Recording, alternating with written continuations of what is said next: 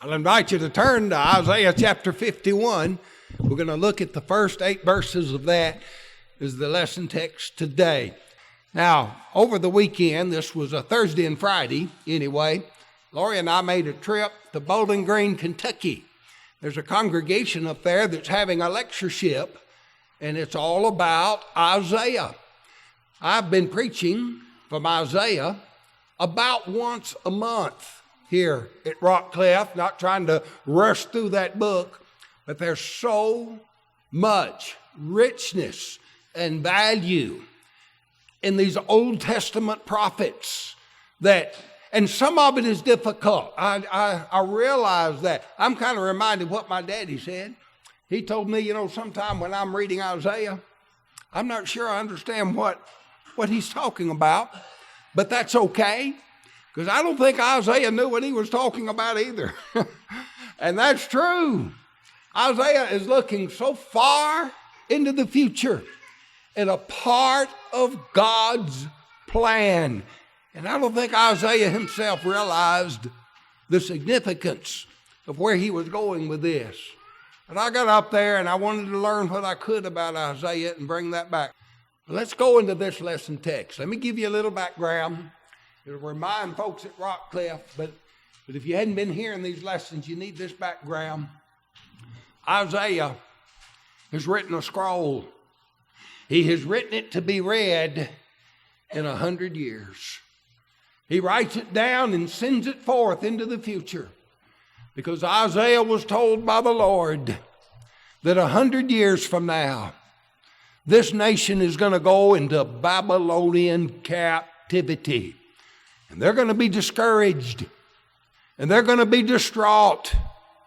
And I want you to comfort my people.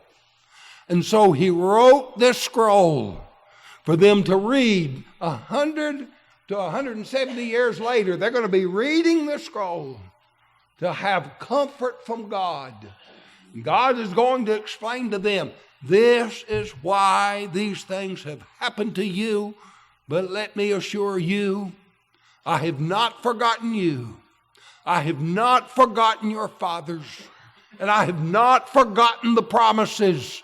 And these promises are going to be fulfilled in a manner that is above everything you ask or think. I'm sure many in Israel in that day, many of that nation in Babylon thought, oh, if only we could return home and go back to Jerusalem from which we'd come. And they would. God had something much greater than that in mind in bringing people back. And it has to do with the gospel. Now, Isaiah is going to talk about the value of something that is old. We're enamored with the new. Sometimes all you have to say is new, and everyone got their attention. Well, what's new? Somebody come out with a new cell phone. I'll tell you what, there's going to be people lined up outside the store camping overnight. Well, this is new. And so we got to have what's new. And sometimes new is wonderful, but sometimes old is better. And there's some things that don't get new. There's some things that are old and they're good because they're old. And when the religious world is clamoring for something new, it just means that we need to uphold something that is old, because the gospel is old and we don't need to change it to fit where the world is going. The world needs to get back to where this is and put the value where it is in something old. Now that's what Isaiah is going to do. He'll tell them, yeah, there's something new, but I want you to remember something old. And I want you to remember the rock from which you've been hewn. We'll explain that. These words of Isaiah would comfort those people if they would listen. Hearken unto me, he says in Isaiah 51 and verse 1. Hearken unto me, ye that follow after righteousness. They're desiring righteousness. They want the Lord. Well, listen to me. He says it again in verse 4. Hearken unto me, my people. Give ear unto me, O my nation. The law shall proceed from me. Listen to me. Hearken unto me. He says it again in verse 7. Hearken unto me, ye that know righteousness, the people in whose heart is my law. You need to listen to me. Here it is. Isaiah 51, 1, 4, and 7, 3 times. Hearken unto me. Hearken unto me. Hearken unto me. You see, there was a time when Israel did not listen. God sent the prophets among them and they did not listen. They didn't take heed. They ignored them. They wrote them off. And these are the reason these things have happened to them. Now he's got their attention. Now it took the destruction of their temple and the abandonment of Jerusalem and a prolonged captivity in a foreign land to get their attention, but now he's got their attention. And you need to listen. And this idea of hearkening to me does not mean just hear, well, I heard what you said. That's not just that. It's listen with the intent of receiving and responding. That's what Isaiah is saying here. Hearken unto me. He says, hearken unto me, ye that follow after righteousness. Now I want you to note the importance that righteousness and judgment and salvation has in these 8 verses. And let me explain what righteousness is in this context. Sometimes the idea of righteousness has to do with, well, you're doing what is right, and so that's righteous. You're doing something that is just. You're living right, so that's righteous. I understand that. But there's a different context here. Righteousness, in this context, has to do with God's plan for saving man.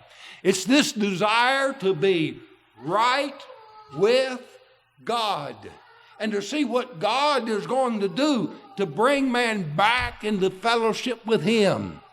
And so keep that in mind as we read these words. Hearken unto me, ye that follow after righteousness, ye that seek the Lord. A law shall proceed from me, and I will make judgment to rest for a light of the people. My righteousness is near.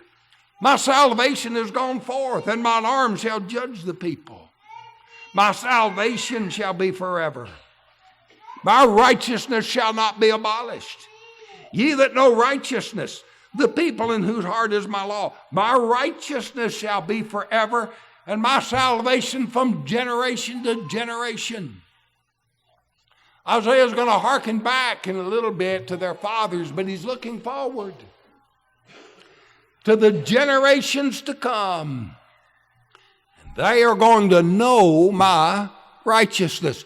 Ye that follow after righteousness, you're pursuing it, you desire it. This is what we hunger and thirst for, God's righteousness. And that's the context of Christ. Matthew 5 and verse 6. Blessed are ye that hunger and thirst after righteousness. He's using it in the sense that the old prophets used the term. God's plan for man, being back right with God. And the time for that had come in the days of our Lord. Ye shall be filled. Now, God's going to comfort Zion. That's why God wanted Isaiah to write these things, to comfort Zion. And look at the blessings that are going to come with this righteousness. I want you to remember the prophets. They spoke in poetic language. They used illustrations and ideas to help impress upon us the beauty and the glory of which they spoke. And that's what Isaiah does here. The Lord shall comfort Zion. He will comfort all her waste places. He'll make her wilderness like Eden, and her desert like the garden of the Lord. Joy and gladness shall be found therein, thanksgiving and the voice of melody. Doesn't that sound beautiful? But it's not just for Zion. Zion is a hill in Jerusalem. Zion stands for Jerusalem and for the Jews, but it's not just for Zion. He goes on and says in verse 5, the isles shall wait upon me, and on my arm shall they trust. Some translations may say the coastlands, the borderlands, but this is the lands far beyond Israel. This is a righteousness that will come, and yes, it will bless Israel, but it's going to bless all the nations of the earth. And he says in Isaiah 51, 6 through 8, you think things are bad now? You look at this situation we're in and it just seems so horrible. Look, it's not going to last. Things are going to change. You know, there's a poem about this, and I don't have the poem before me, but it talks about how this too shall pass. And so we look at life sometime, and life seems like, oh, we're in such a bad situation. But I tell you, things happen. When things are going good in life, remember, things happen. It can turn bad. But just as so, when things are going bad, things happen and it can turn good. Things are going to keep changing. And you look at the heavens and the earth, but heaven and earth itself is going to pass. Everything we're seeing is temporary. But God's plan is forever. Here's what the prophet said. Lift up your eyes to the heavens and look upon the earth beneath. For the heavens shall vanish away like smoke. The earth shall wax old like a garment. They that dwell therein shall die in like manner. And he says, fear ye not the reproach of men, neither be afraid of their revilings, for the moth shall eat them up like a garment, and the worm shall eat them as wool. But not my plans. That will all pass. But my plans are forever. And so he says in Isaiah 51, verses 1 and 2, look to the rock from which ye are hewn, and to the hole of the pit from which ye are digged. You need to look back to the past and remember where you came from. There's a passage in Hebrews chapter 11. Faith is the substance of things hoped for, the evidence of things not seen. There's a parallel there. The things hoped for have not been seen. And hope in the Bible is not a hope of wishful thinking. It's a hope of confidence. We have confidence in things not seen that will happen. But why do we have confidence in something we have not seen and that has not happened? It's because we have confidence in that which has happened. Faith is the confidence of things past. Hope is the confidence of things to come. And faith is the substance of things hoped for. We have confidence in what will come because we have confidence in what came in the past. That's what faith is about. And Isaiah is pointing them to the past. Look back to the past. Look from the rock from which you are hewn.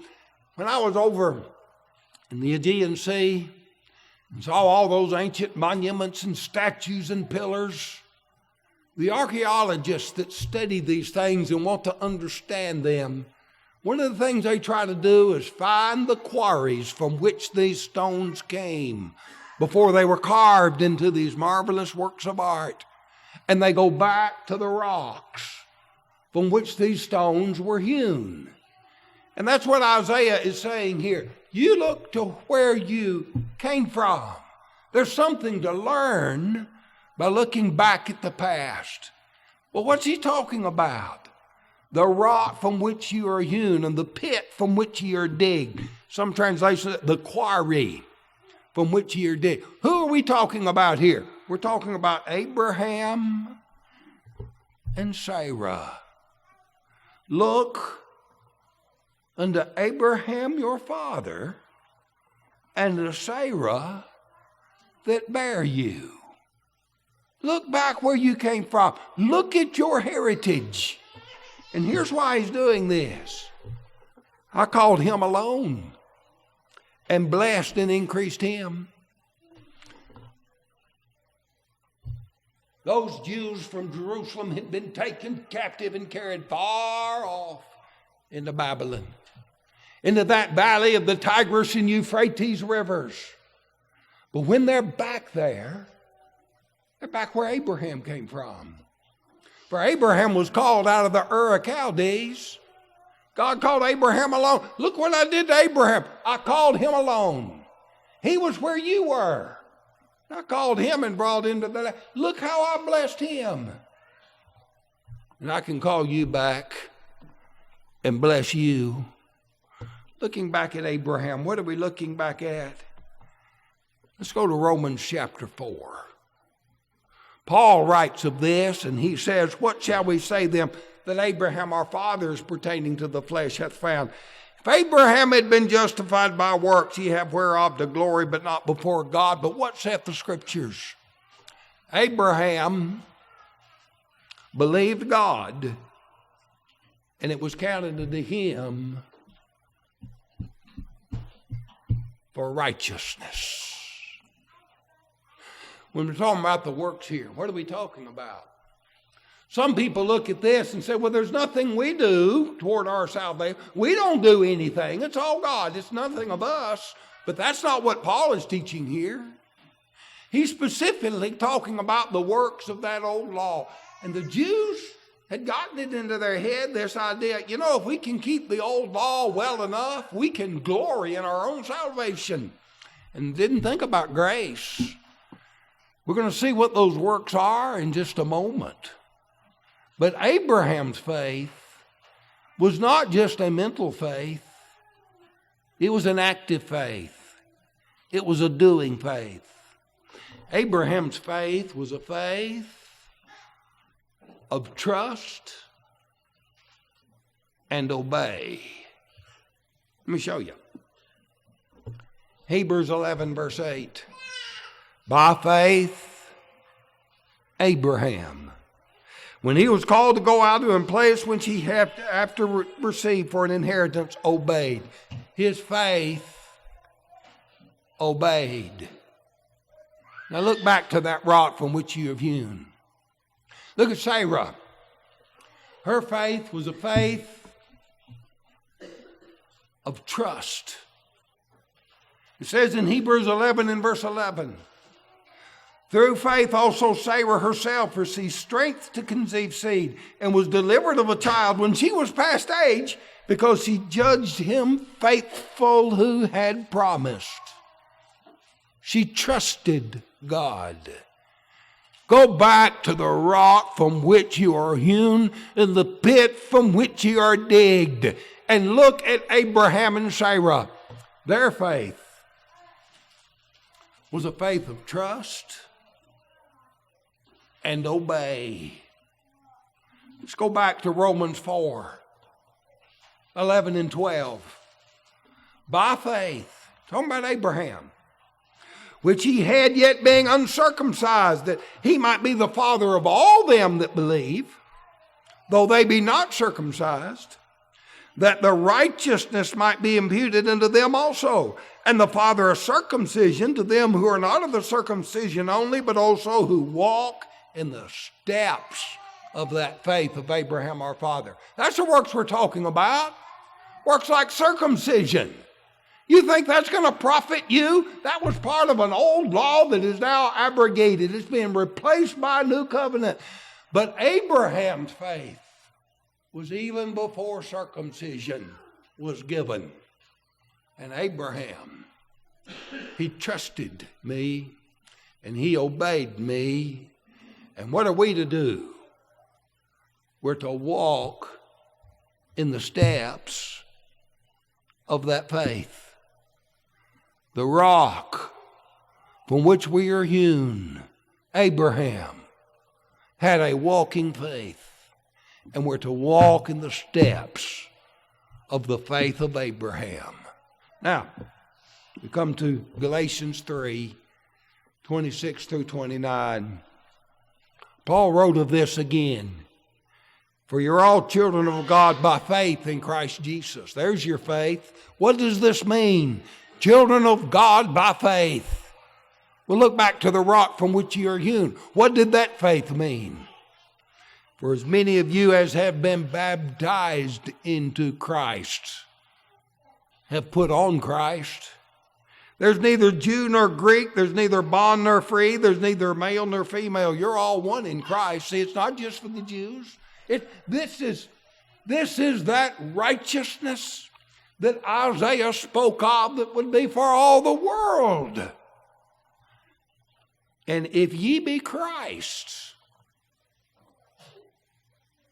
then are ye Abraham's seed and heirs according to the promise. You see, we're not interested in being physically of the seed of Abraham, but of his spiritual seed. We're not his seed of flesh, but of his seed of faith. The kind of faith that Abraham and Sarah had is real. I know you're oppressed by this Babylonian captivity, but your fathers and your mothers, they trusted me.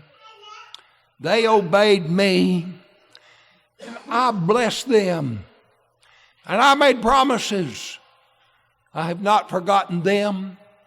I've not forgotten those promises, and these blessings are yours if you'll trust and obey. You can imagine what comfort that must have been to those children of Israel when they were in that bondage. And yet today, we still need that same kind of faith. That old faith. You talk about old-time religion. Old-time religion is trusting God and doing what he said. And so look to the rock from which you are hewn. What does that mean? It means to walk in the steps of that faith. What does that mean? It means trust and obey. What does that mean? It means believe and be baptized. I'm glad you're here today. I'm glad some of the old timers are here that can look back and say, yeah, I remember sermons like that when I was growing up. And I'm glad some of you that are here that I haven't seen, maybe you already know lessons like this, and I'm glad you've heard it. Look back on the faith of our fathers and walk in their steps, and their blessings will be your blessings. Do you want to respond to this sermon? You have an opportunity to confess with your mouth your faith that Jesus is the Son of God, and to be baptized into Christ. It's extended to you at this time. If you want to do that, come forward while we sing this invitation song.